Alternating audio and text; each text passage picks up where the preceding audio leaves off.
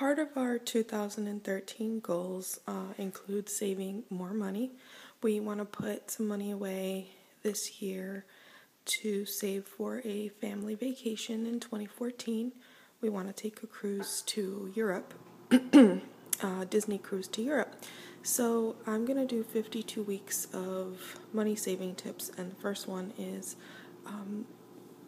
one of our easiest saving money tips that we have, and it's basically just keeping your pantry organized. Okay, so here's our pantry. Alright, so I'm going to show you overall what we have in here, and then I'll go shelf by shelf. The top one you can just ignore. That's basically just cake stuff, things that I use to transport cakes or decorate cakes with. This is where we keep our canned goods, and you can tell we don't have a lot. We don't overbuy in stock. We actually buy what we need for the 2-week period that we're meal planning. This bin here is all baking stuff, things that I need to make certain cakes or desserts. So if I'm doing that, I just pull this out. That way it doesn't make a big mess, or I don't have to fish for the products. This is a big one, and we were just having a conversation about this on Facebook, so I thought this would be a good day to just start this and make this video. This has saved us a ton of money, this system.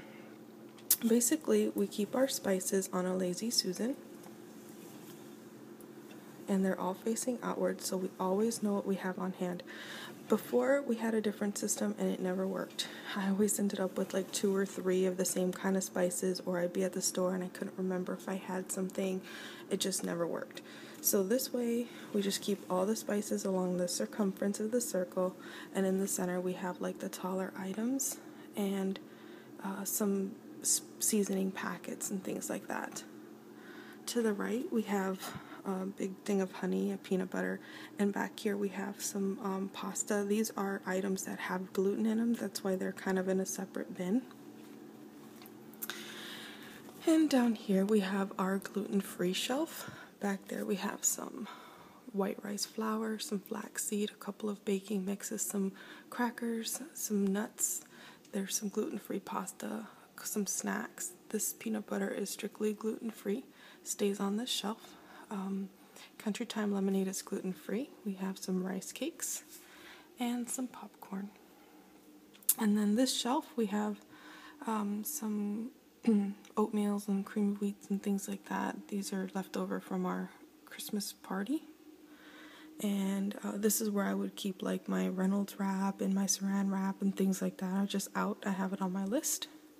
And down here we have, extra virgin olive oil, some regular oil, some vinegar, and these 2 containers, they don't have crackers in them. There's actually rice. One thing I forgot to mention about this shelf here is this is also where I put like the empty items, like if we have a pasta box that we ran out of, or a spice that we're out of, I either put it here or on the counter or on top of the toaster oven, just to kind of be in sight, in our view, so that when we make our grocery list we know we need to replace that item. So I usually keep those here. There's nothing here now because I already made my grocery list for the next couple of weeks. We do our grocery shopping on Sundays typically. So that is it for our first week of money saving tips, and the reason I started with this is because meal planning is going to be our biggest challenge. We already meal plan, but we're not so strict with it, but this year we have to be because we signed a family pact and we're not going out to eat anymore this entire year. And I mean, not even like grab a pizza or run through McDonald's, like nothing at all. And we have to save all that money and put it towards our family trip. And so staying organized, especially where our food is concerned, is really important for us. If you have any ideas or any tips that you could share with me to simplify this even further, let me know. I definitely want to keep this really simple. I don't like to have anything overcrowded or overstuffed, and that's why we don't like bulk buy I mean, we do bulk buy some things like tomato sauce and rice and things like that, staple foods, but in spices, we just kind of go, as they run out, we'll just go buy some more. But the ones that we use more of, we buy the bigger container of. Anyway, if you have any suggestions, like I said, leave them below. I hope this video helps, and if you have some good money saving tips, share them. Bye, guys.